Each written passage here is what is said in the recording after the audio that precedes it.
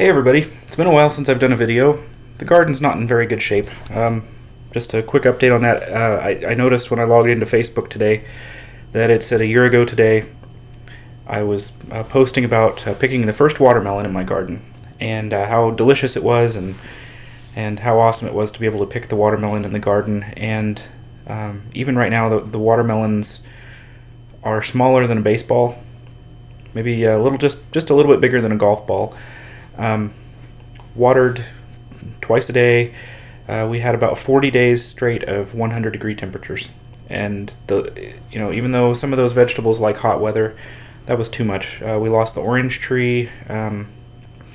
Tomatoes stopped producing. Strawberries stopped producing within about a week after they started, which is very uncharacteristic for them.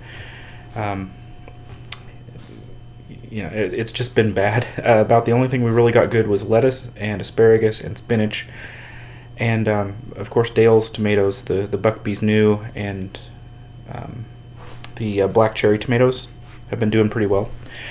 What I'm doing tonight is I just wanted to kind of show people what I've been looking through here. Before my grandma passed away, she gave me it was a couple years before she passed away. She gave me a old handmade cookbook. Now this is actually a ledger from an insurance company. You can see it's kind of falling apart there. The underwriters of Topeka, Kansas. And in this book are handwritten recipes, newspaper clippings from the teens and the 20s, and a little bit of 30s it looks like. But this is awesome. This is just like recipes that if you went out and got the Better Homes and Gardens cookbook, you wouldn't find this. There was a recipe for potato candy I found in here, that you make mashed potatoes and you mix sugar in with it, and powdered sugar and food coloring, and you roll it in chocolate and nuts and things like that. But the thing that I want to show you guys here, and I don't know if I'm up to the challenge or not, but this is a recipe to make vinegar. 2 pounds of brown sugar, 3 gallons of rainwater, 3 large slices of toasted bread, 2 cakes of compressed yeast. You spread the yeast on the bread, boil the water and the sugar and let cool. Put toast in a stone jar with the yeast side down in the cooled water. Tie a cloth over the jar, put in a warm place for 6 weeks, and then it will be ready for use. So, rainwater, toasted bread, yeast, brown sugar in a stone pot. I don't know, that's I mean, you could go to the store and buy vinegar for 90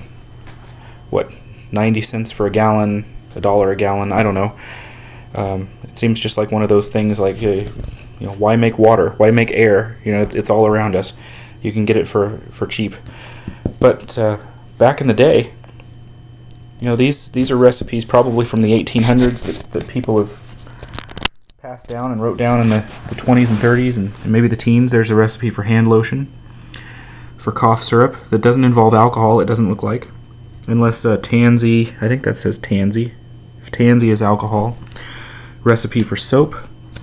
How to kill worms in your garden with 20 pounds of bran, some arsenic, and some water and some cheap molasses. Yeah, that sounds eco-friendly right there with the arsenic and everything.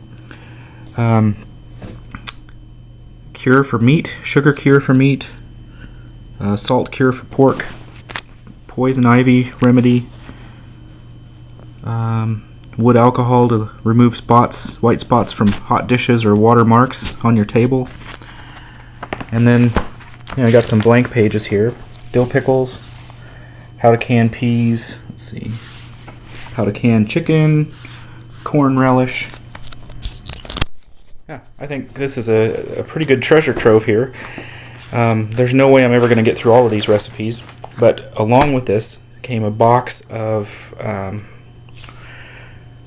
not recipes. Well, there were recipes. There were clipped recipes from newspapers and things like that, but pamphlets, like pamphlets from the county extension agent from 1923, on how to do things and how to can in your oven, which is totally not safe now, according to the extension agents.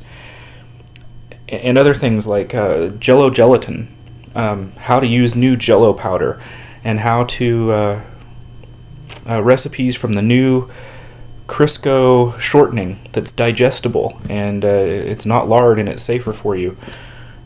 Just amazing things that we take for granted today because they're just all around us, and it was brand new that back then that nobody had ever heard of, and they were trying to get people to buy it and use it in place of what they were used to, like lard, and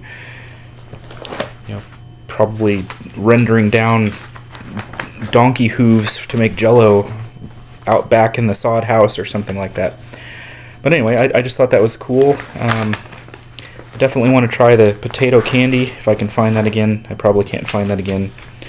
There's a cream pie, cracker pie. I don't know. I think what I'm going to do is I'm going to go through this, and in the coming months I'm going to create some of these recipes and do a little taste test with the kids and myself and the wife, and maybe film that and see how everybody likes it. But I wanted to share this with you now, and just so you can kind of see this old ancient cookbook that I ended up with, and some of the neat things it had in it. Alright everybody, hope you're having a good evening and a good week, and hope you have a good weekend coming up. Take care everyone. Talk to you later. Bye.